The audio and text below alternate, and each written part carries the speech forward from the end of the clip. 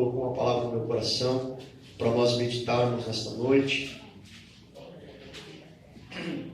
Mateus capítulo número 8, verso 1 ao verso número 4. A palavra do Senhor nos diz assim: quando ele desceu do monte, grandes multidões o seguiram. Um leproso, aproximando-se, adorou de joelhos e disse: Senhor, se quiseres, podes purificar-me. Jesus estendeu a mão, tocou nele e disse: quero, seja purificado. Imediatamente ele foi purificado da lepra. E em seguida Jesus lhe disse: olhe, não conte isso a ninguém, mas vá mostrar-se ao sacerdote e apresente a oferta que Moisés ordenou, para que sirva de testemunho. Amém? Irmãos, como eu disse, essa passagem é uma passagem muito conhecida, né, de nós cristãos que frequentamos o culto com frequência, né? Ela é, por vez e outra, ela é ministrada. Então, quando nós vamos pregar uma passagem que ela já é batida, vamos dizer assim, eu tenho sempre a preocupação de não deixar que aquilo que eu já ouvi interfira no que Deus quer falar à igreja, ao meu coração.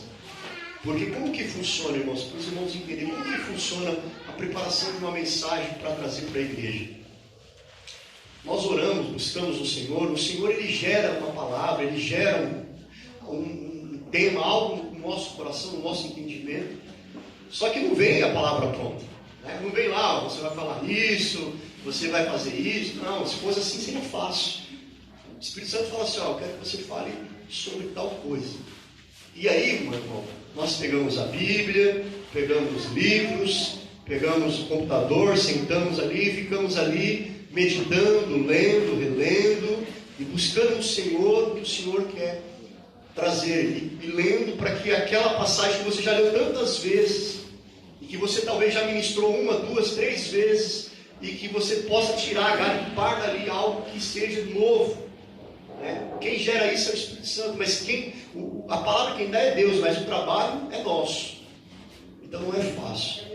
Então, quando eu estava preparando essa palavra, eu falava assim: mas eu já falei sobre essa palavra, já ouvi tantas vezes na igreja, já foi pregada muitas vezes, mas o que o Senhor tem para trazer de novo? E nessa passagem, Deus gerava no meu coração, meu querido, que essa passagem ela revela a obra de Cristo. Nessa passagem nós vamos encontrar a obra do Senhor. Porque o Senhor veio a esta terra. Qual é o princípio, qual é o propósito? Nesses 4 versículos, esta é a mensagem que eu quero que a igreja entenda. Que aqui está falando sobre a obra de Cristo, a obra redentora do Senhor. Porque Jesus, meu irmão, ele não veio nesta terra.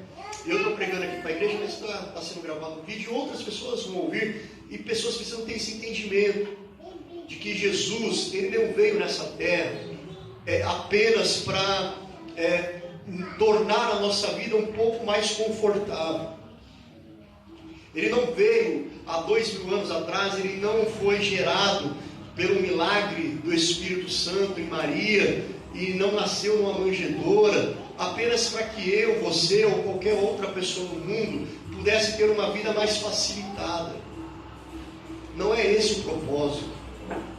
Esse não é a razão da obra do Senhor. Não foi essa motivação, meu irmão, que levou Cristo a padecer durante tanto tempo na mão dos pecadores, sendo perseguido, sendo chacoalhado, apanhando, sendo agredido, sendo levando tapa, cusparada, paulada, chicotada. Não foi o objetivo do Senhor para ele ter passado por tudo isso, ter vindo a esta terra, ter pisado nesta terra e ter sofrido tudo que ele sofreu. Foi para realizar o que ele realizou aqui nesta noite. Nesse dia, eu não sei se era de dia, se era de manhãzinha, se era tarde ou se já era noite. A Bíblia só fala que quando ele desceu do monte, apareceu um homem. E esse homem foi até Cristo. E quando ele vai até Cristo, ele encontra em Cristo o objetivo da vinda dele, porque Jesus ele veio para trazer vida àquele que estava morto. Jesus veio trazer esperança para quem não tem esperança. Jesus ele veio nessa terra para libertar-nos da morte eterna e para nos dar a vida eterna. Então nós encontramos nesses 4 versículos isso, Jesus realizando isso. E então nesse culto de ceia do Senhor, eu quero relembrar, trazer aos irmãos o verdadeiro sentido desta comemoração. Porque o que nós vamos fazer daqui a pouco, comer do pão que representa o corpo e beber do suco que representa o sangue de Cristo derramado na cruz, é trazer à memória a obra de Cristo, é trazer dentro de nós uma reflexão de por que eu estou aqui, de por que nós estamos na igreja, por que nós servimos a Cristo. Nós não servimos a Cristo, pelo menos eu digo por mim, não sirvo a Cristo por aquilo que Ele já fez na minha vida somente, ou por aquilo que Ele me deu. Não, eu sirvo a Cristo justamente por aquilo que Ele fez na cruz, pela sua entrega, pela sua morte, e por Ele ter me amado antes de eu mesmo me amar. Ele me amou primeiro, diz a palavra. Então é por isso que nós estamos aqui, meu irmão. Então nós vamos trazer essa reflexão. Então nessa passagem nós podemos ver a obra redentora de Cristo. Nela nós encontramos a realidade do homem. Nós vamos encontrar qual é a realidade da humanidade. Nessa passagem nós vamos encontrar isso. Nós vamos encontrar nessa passagem o amor de Deus. Nesses 4 versículos nós vamos encontrar o amor de Deus. Nesses 4 versículos nós vamos encontrar a esperança. Nesses 4 versículos nós vamos encontrar alívio para a alma sofredora. Nesses 4 versículos. Pois esse fato que nós lemos aqui, ele retrata todos nós. Todos nós temos que olhar para este homem leproso e nos enxergar ali. Porque nós somos como ele. Todo homem, antes de conhecer a Cristo, é como aquele homem. E nós vamos ver isso. Então nós podemos ver a nossa vida na vida daquele homem leproso. É assim que nós devíamos olhar para essa passagem. Aquele homem sou eu. Aquele homem somos nós. Aquele homem é a humanidade. E é aquilo que aconteceu ali precisa acontecer na minha vida, precisa acontecer na sua, em nossa vida. Para que os irmãos entendam, eu dividi essa passagem em 2 pontos. Primeiro eu vou falar da atitude do homem, que é a nossa atitude. Depois eu quero falar sobre a obra específica de Cristo. Então eu dividi em 2 partes. E então eu quero dizer, meu irmão, minha irmã, nesta noite, que a lepra que aquele homem sofria de uma doença contagiosa. A lepra no Antigo Testamento, para os irmãos que saibam, ou os que também não sabem, os que sabem vão relembrar, os que não sabem vão aprender. A lepra no Antigo Testamento, ela era conhecida como uma doença de punição. Era conhecida como uma doença que representava uma ira de Deus contra as pessoas. Por quê? Porque Deus é mau? Não. Porque Deus ele determinou algo para alguém, para nós, determinou algo para o ser humano. Deus, desde o princípio, ele sempre deu uma diretriz para o homem. Ele sempre deu algo para que o homem pudesse fazer. E toda vez que o homem sai dessa direção, esse algo é chamado pecado. Porque a palavra pecado do grego vem de amartia. Amartia significa errar o alvo. Então Deus tem um objetivo. Deus sempre teve um objetivo, desde o início. Deus sempre deu uma ordem, Deus deu sempre uma direção para o homem, faça isso. Quando o homem cumpria, pensa, quando o homem desobedecia, vinha as consequências. E uma das consequências era ser acometido por esta enfermidade. A própria irmã de Moisés foi acometida de lepra. Por quê? Porque ela, por um momento, pensou que poderia exercer algo que Deus não deu a ela. Então Deus, como punição, falou: olha, Miriam será coberta de lepra. E ela foi coberta de lepra, até que veio o arrependimento e Deus a curou. Mas para os irmãos entenderem, então a lepra era uma doença, naquela época era conhecida, era uma doença dermatológica, ou seja, atingia principalmente a pele, mas ela era tão, ela poderia chegar num estágio de tanta degradação, que ela poderia até mesmo, a pessoa que era cometida de lepra, ela poderia até mesmo perder partes do teu corpo. Partes do membro era corroído por essa doença chamada lepra. Então eu coloquei aqui que a lepra é uma doença destrutiva. É uma doença destrutiva, porque ela começava com uma pequena mancha no corpo. Aquela mancha ficava branca, ou então o pelo ficava branco. E depois ali ia aumentando, tinha um inchaço, e depois ia progredindo, tomava o corpo todo, e então era uma doença destrutiva. E quem diagnosticava essa doença? O sacerdote.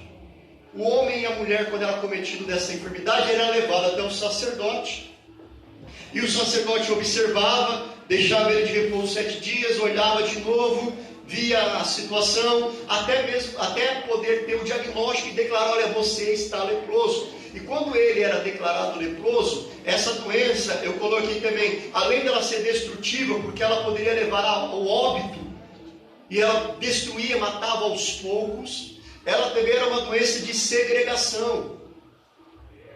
Por que de segregação? Porque quando a pessoa recebia o diagnóstico da lepra, meu irmão, ela não recebia só o diagnóstico da lepra, ela recebia o diagnóstico da lepra e também automaticamente o diagnóstico de morte. Porque a lepra, o objetivo final dela era matar, era destruir por completo.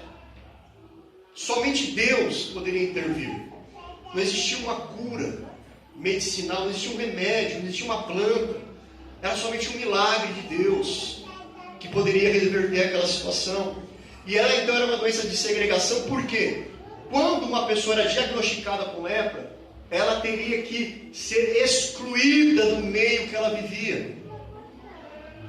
Ela teria que deixar o seu lar, ela teria que deixar a sua família, ela teria que deixar os seus amigos, ela teria que deixar até mesmo a cidade que ela morava, ela teria que morar longe da cidade.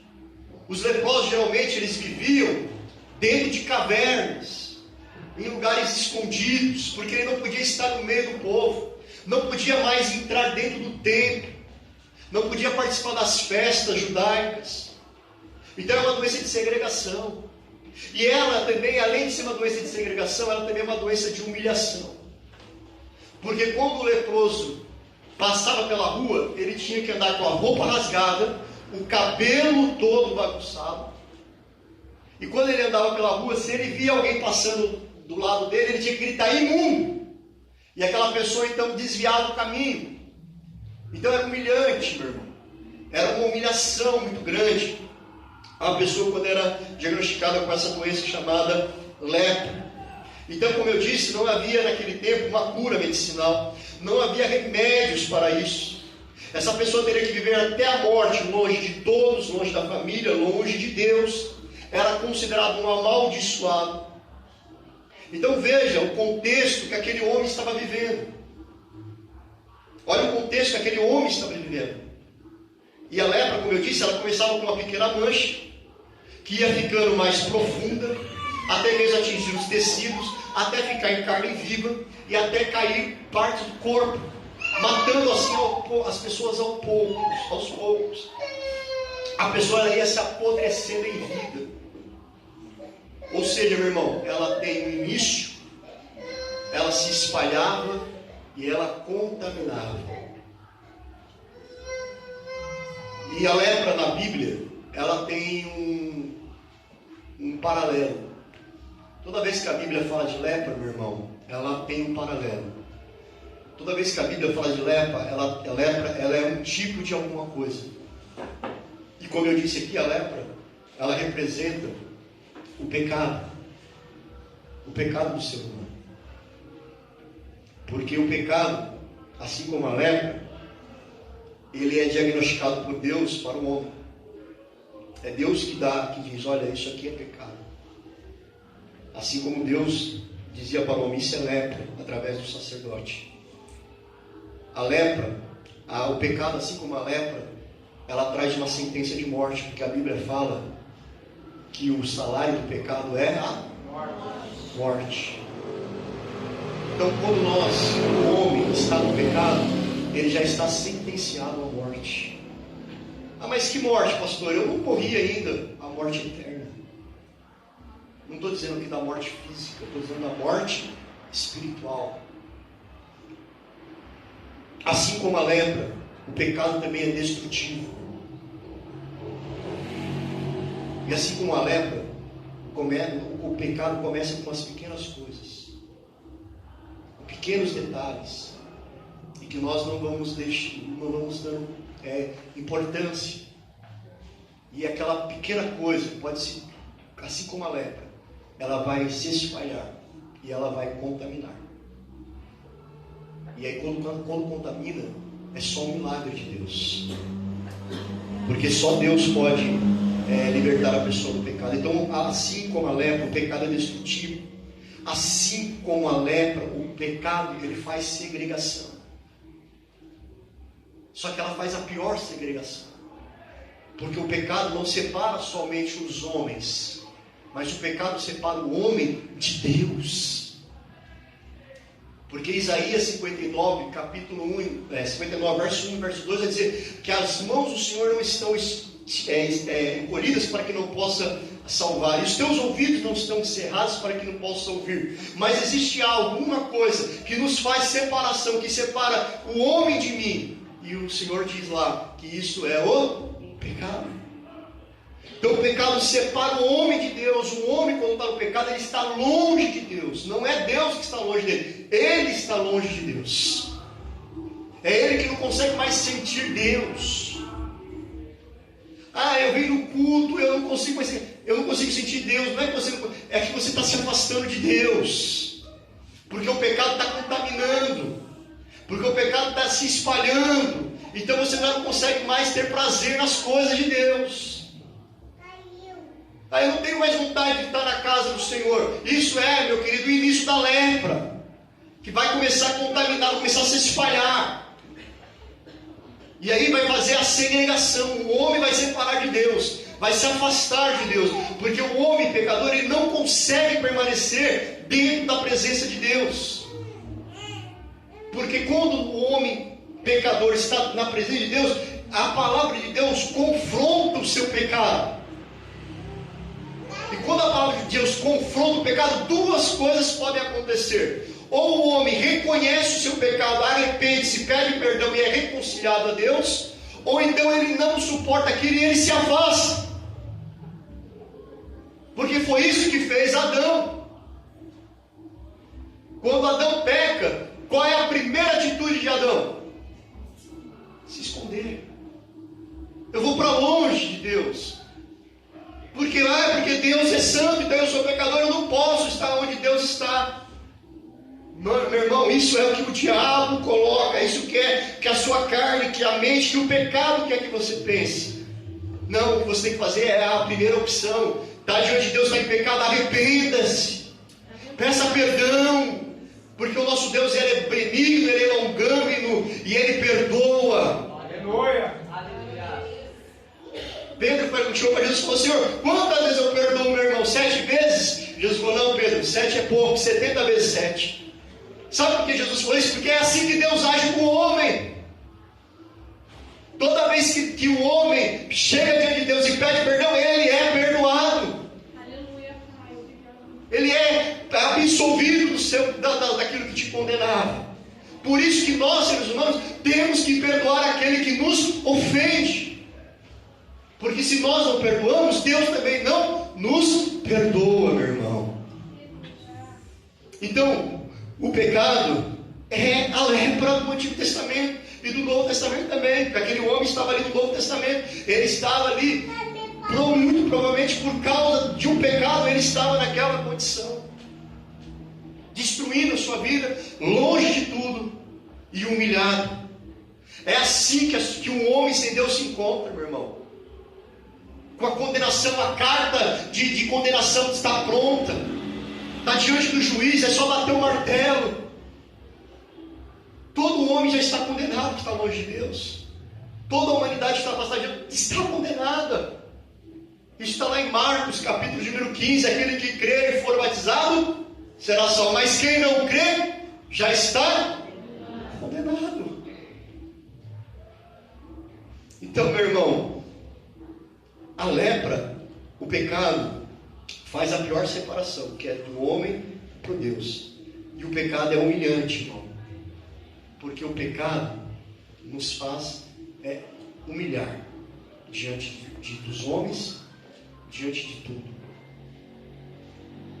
Quando as pessoas estão em pecado, elas fazem coisas humilhantes. Elas participam de coisas humilhantes. Porque é assim que o pecado faz.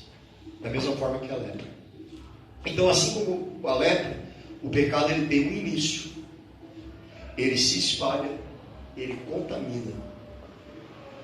Então, meu irmão, nesta noite nós precisamos entender isso. Está no início do pecado, arrependa-se. Volte para o Senhor. O pecado está começando a contaminar, está começando a se espalhar. Sabe, você fazia uma coisinha ali, aquilo ali, aquela coisinha, você já está fazendo outra coisinha, e agora já está. Sabe por quê? Porque a Bíblia fala que um abismo chama outro abismo. Se nós não corremos para o pé da cruz, se o homem não ir para os pés da cruz e pedir perdão, e aquilo ali ser cortado, aquele mal ser arrancado, aquele pecado que para ele hoje não faz, já não causa nenhum constrangimento, amanhã ele está fazendo outro pior que aquele, amanhã está fazendo outro pior que aquele, quando vê está contaminado, está no fundo do poço, é como o filho pródigo. Quando o filho pródigo sai de casa, ele começou o pecado, rebelião contra o pai, vou sair da casa do pai, é o início. Quando ele vai para a cidade e começa a se deitar com meretrizes, como lá fala, e participar de bebedeiras, é a contaminação, é o espalhamento do pecado. E quando ele chega à fase de ir trabalhar, cuidar de porco e desejar comer a comida do porco, é a fase da contaminação e da humilhação do pecado, meu irmão. E é isso que o diabo quer fazer conosco, com o homem. É isso. Esse é o trabalho dele. Está lá em João, capítulo de número 10, verso 9 em diante, se eu não me engano, está lá escrito que o ladrão não veio para outra coisa, a não ser para matar, roubar e destruir. Essa é a missão dele. Mas a palavra lá também diz que o bom pastor veio para dar vida, e vida em abundância. Louvado é o nome do Senhor. Louvado é o nome de Jesus. Então essa é a introdução, irmão, da palavra. Agora eu quero falar sobre as lições que esta palavra nos ensina e que nós precisamos tomar para encontrarmos verdadeiramente a bênção do Senhor e o perdão do Senhor e a reconciliação do Senhor, o amor do Senhor sobre as nossas vidas. Primeiro ponto que eu coloquei aqui, nós precisamos tomar uma decisão. Todo homem precisa tomar uma decisão na sua vida. Essa decisão é aquele que esse homem tomou. A Bíblia diz que no verso 1, quando Jesus desceu, tinha uma grande multidão seguindo Jesus. E naquele momento, um leproso aproximou. Ou seja, meu irmão, para que haja um encontro com Deus, precisa primeiro sair essa posição tem que ser tomada pelo homem, tem que ser tomada por nós. Essa decisão é minha, é sua, é de quem vai nos assistir. Essa decisão tem que ser sua. Você tem que tomar uma decisão na sua vida. Eu preciso ir até Jesus. Eu preciso ter um encontro com Jesus. E eu estou dizendo aqui, não é ir para a igreja. O que eu estou dizendo aqui não é frequentar culto. O que eu estou dizendo aqui não é cantar, não é tocar. O que eu estou dizendo aqui é ter um encontro com Jesus. E isso é uma decisão que nós temos que tomar.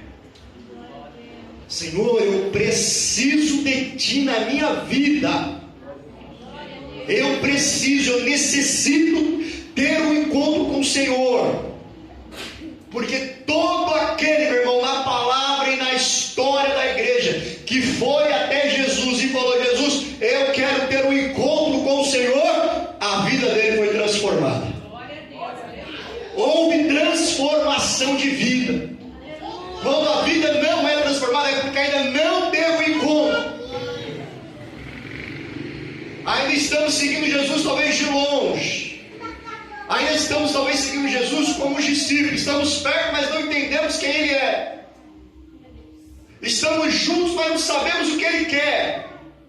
Estamos próximos, mas eu não sei para onde vou, para onde vai. Não, meu irmão, quando nós tomamos uma decisão de ir até Jesus e ter um encontro com Ele, a nossa vida é transformada. Porque todos que foram até Jesus tiveram a sua vida transformada. Na palavra e na história da igreja do Senhor. Aonde esse evangelho chegou e encontrou terra fértil, para que a semente pudesse ser plantada e produzisse, teve vida. Teve vida, meu irmão. Se não tem vida, a culpa não é da palavra. Se não tem vida, a culpa não é de Deus. É porque nós não tomamos uma decisão. Porque aquele homem, meu irmão, para ir até Jesus, a decisão dele não foi fácil. Porque para ir até Jesus significava ir contra a lei da época. Ir até Jesus para aquele homem poderia significar a sua morte. Porque um leproso aparecer naquele lugar, no meio daquela multidão, era para ele ser apedrejado. Não era para ele estar lá. Mas e por que ele foi? Porque ele sabia, meu irmão, que ali estava o único que poderia salvar a sua vida. Então a primeira lição que nós temos que tomar é uma decisão. Pastor, mas eu estou na igreja há 15 anos. Já tomou a decisão? Já tomou? E como eu disse, não adianta frequentar a igreja, tem que tomar a decisão. Mas pastor, se eu tomar essa decisão, eu vou perder muita coisa. É o que Jesus fala: pega a cruz e siga-me. Mas se eu tomar essa decisão, a minha família vai me repudiar. Pega a cruz e siga-me. Mas se eu tomar essa decisão, meus amigos vão me abandonar. Pega a cruz, siga-me. Mas pastor, se eu tomar essa decisão, pastor, eu tenho crédito lá fora, eu sou uma pessoa reconhecida, eu sou isso, eu sou aquilo, meus amigos. Pega a cruz. Aleluia. E siga-me. Tomar decisão por Cristo implica em perder alguma coisa, meu irmão. Não se engane, tomar uma decisão por Cristo implica perder alguma coisa. Pastor, não, isso está dizendo isso da palavra. Aquele que quer ganhar a vida, perderá. Mas aquele que perder a vida por amor de mim, ganhará. Aleluia. Aleluia. Então, meu irmão, tomar uma decisão por Cristo, às vezes, vai causar dor, vai causar sofrimento, vai causar muitas perseguições. Mas a melhor coisa que você precisa fazer é tomar uma decisão por Cristo. Não dá para ser crente Raimundo, um pé na igreja e um pé no mundo. Não dá para ser crente coluna do meio. Não dá. Não dá para ser crente em cima do muro. Não dá. Josué levantou no meio da congregação, como uma congregação como essa, e falou: olha, eis que hoje coloco a lua, coloco o sol, coloco de testemunha. Vós escolhei entre servir a Deus ou servir a os ídolos. Eu e a minha família serviremos ao Senhor. Isso significa o quê? Tomar uma decisão. tomar uma decisão. Então, meu irmão, primeiro passo é tomar uma decisão. Segundo passo, é preciso querer uma mudança. É preciso querer a mudança. Porque aquele homem não estava satisfeito com a vida que ele estava vivendo. Então ele tomou uma decisão porque ele queria uma mudança. Só toma decisões quem quer mudança. Quem não quer mudança, fica na mesma. Nunca toma uma decisão. Agora, quando você deseja mudar algo, meu irmão, você toma uma decisão. Quando você não está mais satisfeito com a vida que você está levando, quando você não está mais satisfeito com o que você está vivendo, você fala, não, eu preciso mais, eu quero mais, eu quero viver mais de Deus, então eu preciso de uma mudança. Então, quando você tem uma mudança, você tem uma decisão. Uma coisa leva a outra. Eu escrevi aqui, aquele homem só desafiou a lei da época, porque a situação que ele estava presente não era o que ele desejava, com certeza não era. Como tem muitas pessoas que eu tenho certeza que não desejam estar onde está, que não desejam estar praticando o que está praticando, que não desejam estar vivendo o que está vivendo. Então, meu irmão, para você precisa de querer uma mudança na sua vida e precisa tomar uma decisão. Pois ele sabia que a única certeza que ele tinha, meu irmão, era a morte. A única certeza que aquele homem tinha era a morte. E eu te digo, a única certeza que uma pessoa pode ter hoje, longe de Deus, sem tomar uma decisão, sem querer uma mudança na sua vida, é a morte eterna. É a única certeza que você pode ter na sua vida hoje, meu irmão. Você não sabe mais nada, mas uma coisa você pode ter certeza: se não houver um encontro com Cristo, transformação, libertação, vida com Deus, a única coisa que te espera, infelizmente, é a morte eterna. É a única certeza. Era o que aquele homem tinha. Era a única certeza que ele tinha. Ele vai morrer. A lepra, só Deus pode curar. Hoje tem muitas pessoas, irmãos, que não querem abandonar a sua lepra, mesmo sabendo que o fim é a morte. Não querem. Quantas pessoas, irmão, nós já ouvimos, talvez você já conviveu, da pessoa falar assim, não, eu até entendo o que você está me dizendo, até entendo, e até acho que é isso mesmo, mas eu quero permanecer aqui, eu quero ficar do jeito que eu estou. Por quê? Porque essa pessoa não quer uma mudança, não quer. Eu lembro quando eu me converti, eu falei para minha mãe falou, não, você vai para a Bio, eu já acho que tem acontecido com os irmãos. Eu falei, eu vou, eu aceitei Jesus. Não foi de brincadeira.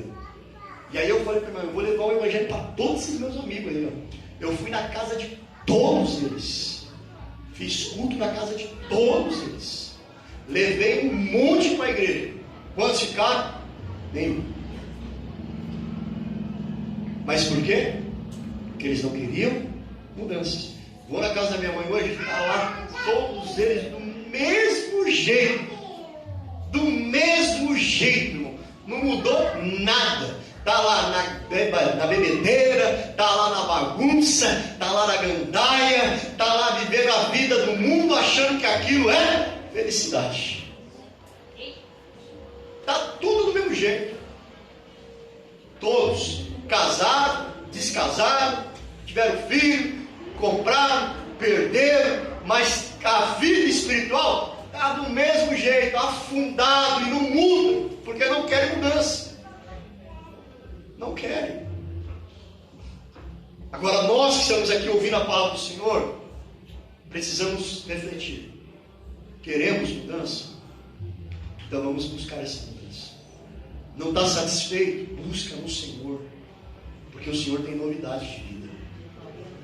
O Senhor tem coisas novas. O Senhor tem uma porção nova para cada um de nós. O Senhor tem uma vida nova, tem um espírito renovado. O Senhor tem, irmão. É só nós buscarmos nele em nome de Jesus. Terceiro passo, ou terceira necessidade que aquele homem teve e nós precisamos ter, É preciso ter fé. Para que haja mudança e que haja decisão, primeiro tem que ter fé. Tudo isso aqui, irmão, não está dentro de uma lógica. Foi o que Deus colocou no meu coração. Mas precisa ter fé. O que é fé, irmão? Aquele homem, ele acreditava que Jesus podia curá-lo. Ele acreditava. Sabe por que ele acreditava? Porque ele enfrentou tudo e todos. Desobedeceu a lei de Deus da época.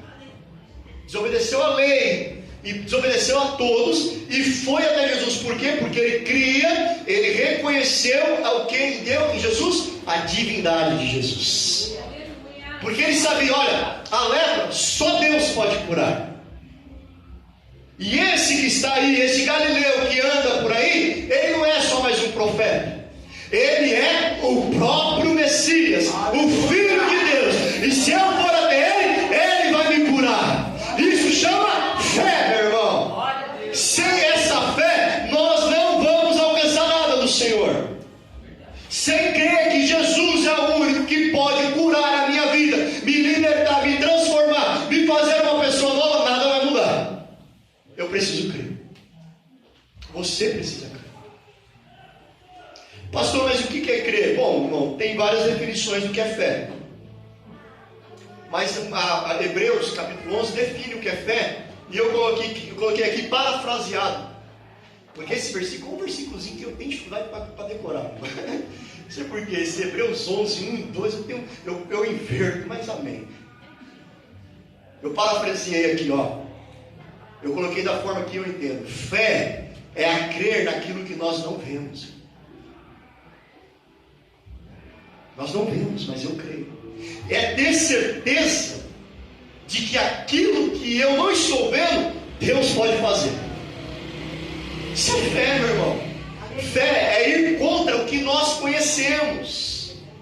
Fé é ir contra o que nos dizem. Fé, meu irmão, é ir contra o que sabemos sobre nós mesmos. Porque muitas vezes nós limitamos Deus agir na nossa vida.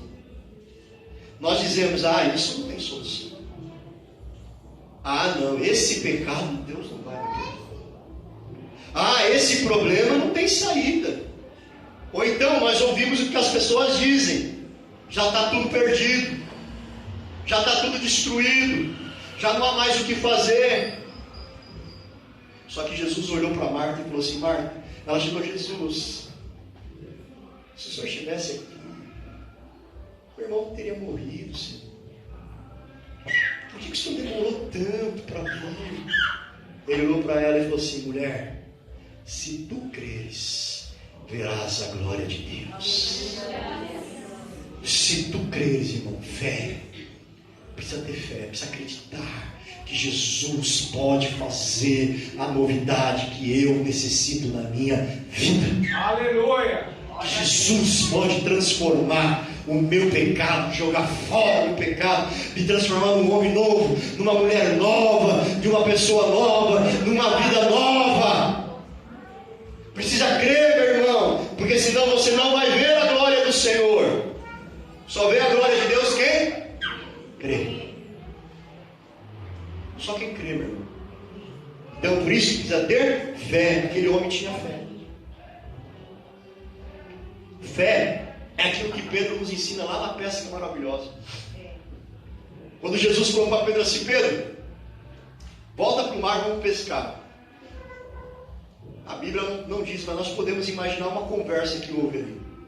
Pedro tem olhado para Jesus e falou, Jesus, é o seguinte, o Senhor é uma bênção, mas até onde eu sei, o Senhor é carpinteiro. O Senhor conhece é de madeira.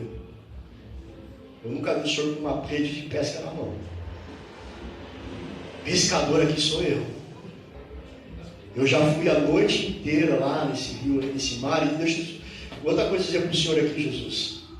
O horário de pescar é à noite. O Senhor está desinformado, de dia não dá não. Porque à noite que se pesca. Eu sou pescador. Só que aí Jesus Pedro fala assim, mas porque o Senhor está mandando. Isso é fé, irmão. Isso é confiar naquilo que você não pode acontecer. Não pode, irmão, pescar de dia não dá. Carpinteiro querendo pescar não dá certo. Mas sobre a tua palavra, porque tu és o Senhor, eu vou confiar nessa palavra, de que o Senhor está dizendo, vamos para o mar e vamos pescar. E quando você faz isso, meu irmão, não tem como dar errado. Porque isso é a fé que está lá em Hebreus 11. O que eu não estou vendo, mas eu creio, é a certeza das coisas que não existem, mas vão existir. Por quê? Porque Deus pode fazer. Porque Ele é o Senhor.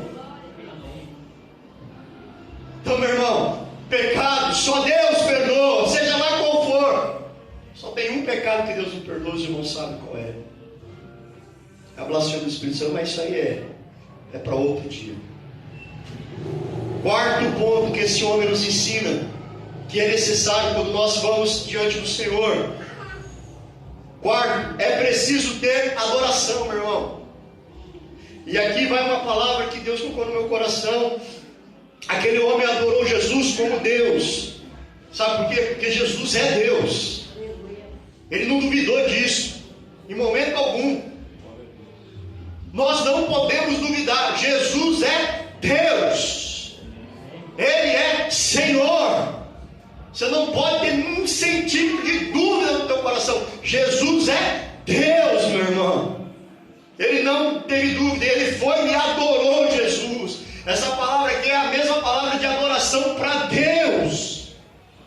Ele não foi lá e só bajulou Jesus, não. Ele foi lá e reconheceu Jesus como Deus. E adoração para Jesus, irmão, reconhecer Ele como Deus, não tem nada a ver com cantar. Ah, eu adoro a Deus, é que você faz. Ah, eu canto. Isso aí é liturgia. Adorar a Deus não tem nada a ver com louvar. Ou qualquer coisa assim, irmão. Não tem nada a ver. Adorar a Deus não tem nada a ver com isso. Sabe o que significa adoração a Deus, irmão? Adoração a Deus tem a ver com perdão. Adorar a Deus significa em perdoar e ser perdoado. Por isso que Jesus falou, eu procuro os verdadeiros adoradores, que me adorarão em espírito e em verdade. Meu irmão, não é cantor, não é pregador de multidões. São pessoas que carregam o Evangelho de Cristo. Esses são os adoradores. Adoração tem a ver com perdão. Tem a ver com o reconhecimento das nossas misérias. Tem a ver com sacrifício. Adoração tem a ver com morte. Pastor, como assim morte? Eu tenho que matar alguém? Eu tenho que... Não, meu irmão. Você tem que matar alguém sim. Tem quem? Eu. Adoração significa matar eu mesmo. O meu eu, a minha vontade, os meus desejos. Por quê? Porque eu preciso adorar a Ele. E para eu adorar a Ele, tem que morrer eu. O próprio João Batista falou que diminua eu, para que Ele cresça. Para que Ele apareça, eu diminuo, eu morro. Eu deixo de existir, mas Ele vai existir em mim. Louvado é o nome do Senhor. Isso é adoração, meu irmão. É a abnegação do eu, é sujeição, é humilhação diante do Senhor. Isso é adorador. Isso é ser adorador. A adoração tem a ver com tudo isso. Eu vou te dar um exemplo bíblico. Abraão e Isaac. Abraão recebe a missão de Deus. Olha, vai me adorar. O que Abraão pegou? Abraão pegou a harpa. Ele pegou o alaúde. Pegou o tambor. Não.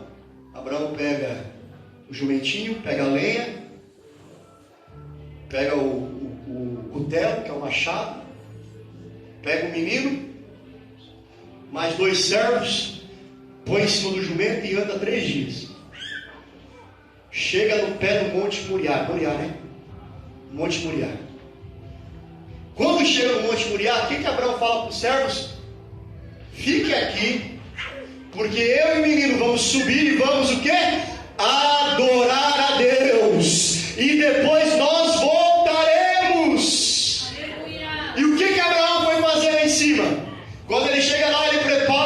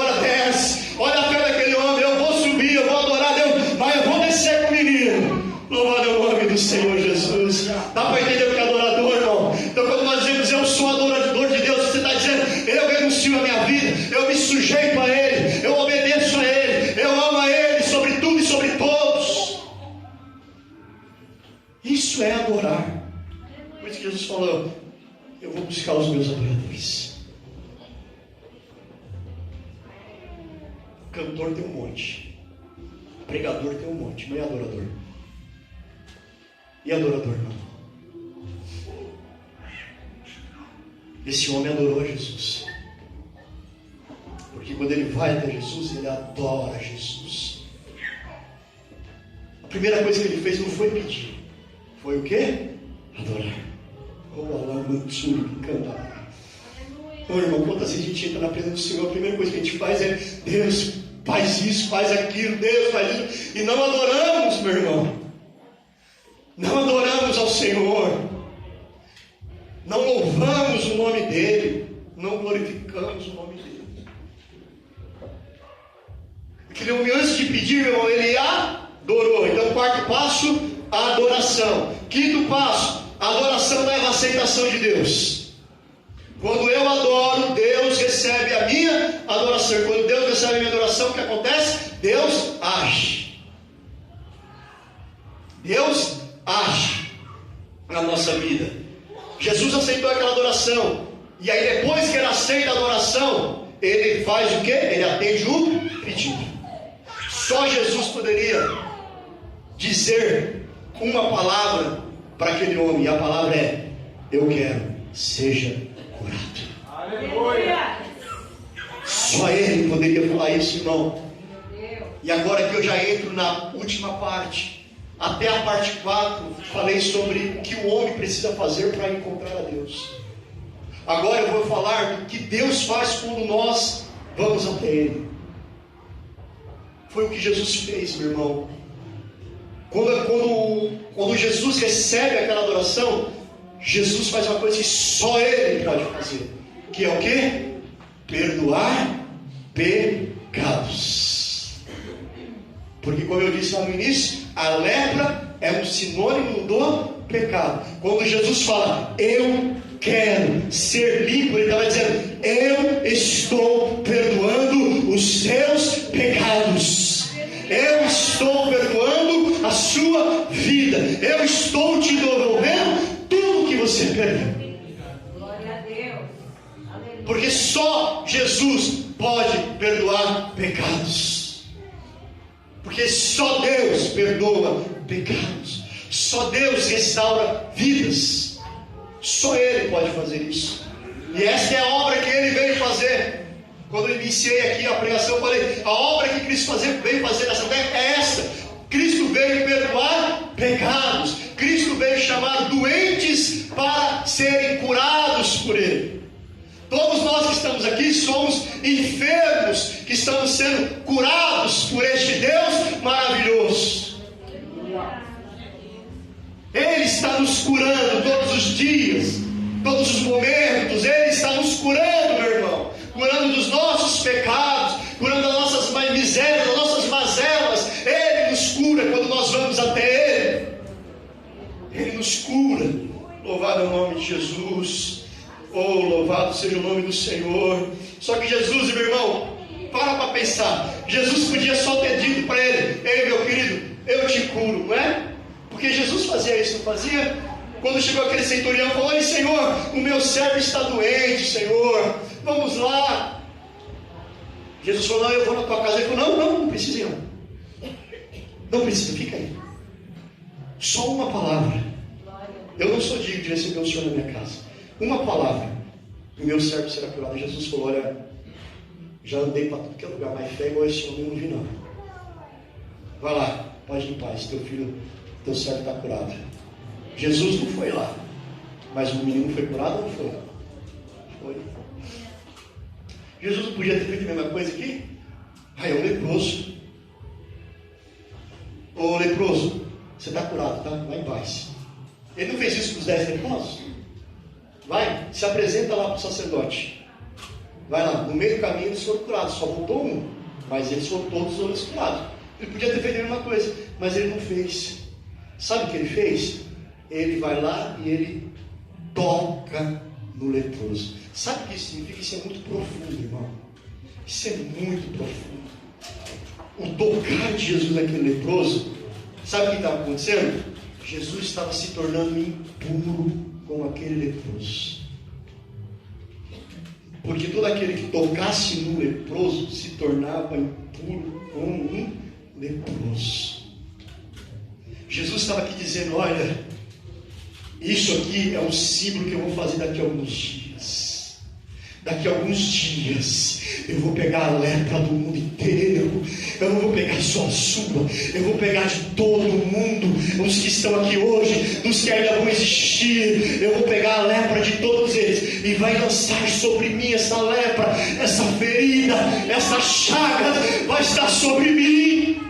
Foi isso que Cristo veio fazer, irmão. Ele veio pegar a nossa lepra, levou sobre ele, como está escrito em Isaías 53, sobre ele foi lançado toda a nossa enfermidade, todo aquilo que nos fazia mal, o nosso pecado, foi tudo lançado sobre ele.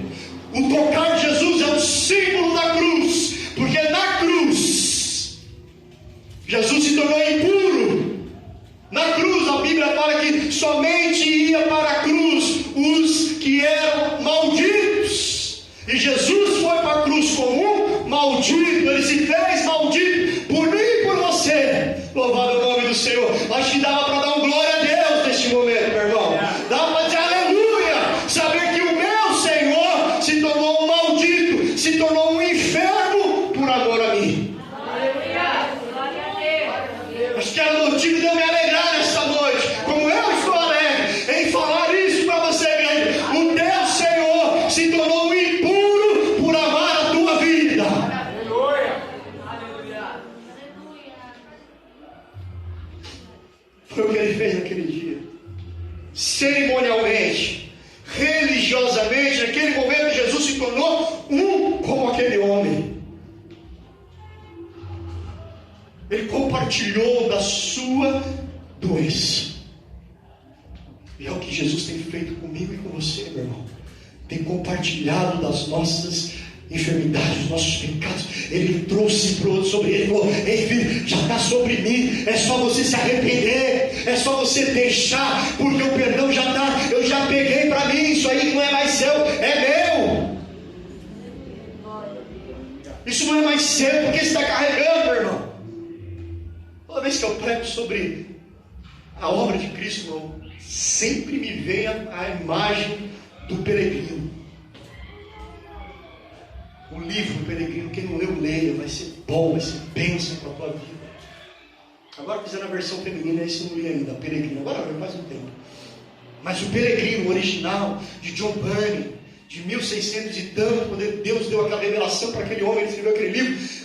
Tem uma cena que é linda, que aquele homem, ele sai da sua terra e ele quer ir para um lugar onde ele vai encontrar paz, e ele sai carregando um saco, e ele não consegue soltar aquele saco chama-se pecado. O fardo do pecado está sobre as costas dele, e ele anda corcunda, pesado, carregado. Mas quando ele chega num lugar chamado cruz, e ele tem um encontro com a cruz, aquele fardo cai sobre as suas costas, e agora ele está liberto dos seus pecados, meu irmão.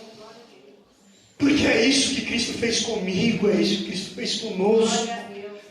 O pecado que nos traz um peso, sofrimento, angústia, nós carregamos porque queremos, porque é só ir para o pé da cruz e dizer: Senhor, eu não quero mais carregar este fardo, eu abandono, eu deixo. Aleluia. E você vai encontrar perdão. Você vai encontrar o amor de Deus. Como eu disse no início, essa passagem nós encontramos o amor de Deus. Aqui está simbolizado o amor de Cristo. Quando Ele toca naquele homem, Ele está dizendo: eu te amo ao ponto de me tornar um impuro por você. Eu te amo tanto que eu vou me tornar igual a você. Eu vou sofrer por você. A sua dor eu vou sofrer. A sua rejeição é minha rejeição. A sua angústia é minha, é minha. Foi isso que Jesus fez conosco, com a humanidade. Mas o que nós temos feito com o Senhor? Abandonando Ele. Como aquele homem. Pois isso foi o que Cristo fez na cruz. Ele se tornou impuro por nós. Ele se fez maldito. Ele se fez pecador. Para salvar nós, pecadores. O ritual para a purificação de um leproso, irmão. Toda vez que um leproso era purificado, ele tinha que fazer um ritual. Você vai encontrar isso lá em Levíticos capítulo 13 e depois no 14. O ritual representa Cristo também. Que vem, vamos ler? Levíticos, capítulo de número 13.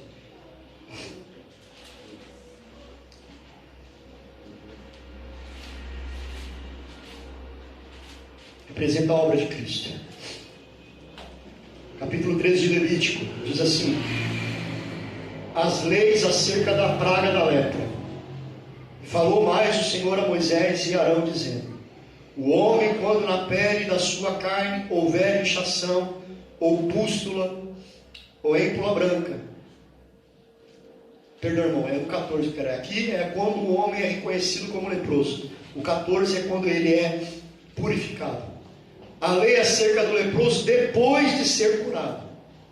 Verso 14, verso 1. Capítulo 14, verso 1. Depois falou o Senhor a Moisés, dizendo: esta será a lei do leproso no dia da sua purificação. Será levado ao sacerdote, e o sacerdote sairá para fora do arraial. O sacerdote, examinando, eis que se a praga da lepra do leproso for sarada, então o sacerdote ordenará que por aquele que houver de purificar se tomem 2 aves vivas e limpas, e pau de cedo, e carmesim e isopo. Mandará também o sacerdote que se degole uma ave num vaso de barro sobre águas vivas, e tomará a ave viva e o pau de cedro e o carmesim e o isopo, e molhará com a ave viva no sangue da ave que foi degolada sobre as águas vivas, sobre aquele que há de purificar-se da lepra, espargirá 7 vezes, então o declarará limpo e soltará a ave viva sobre a face do campo. Essas 2 aves representam Cristo. A ave que morreu e derramou teu sangue é Cristo na cruz. O sangue da ave que é aspergido sobre o leproso é o sangue de Cristo que nos limpa de todo o pecado. Que João Batista, quando viu Jesus, eis o Cordeiro de Deus, que limpa, que tira o pecado de todo o homem.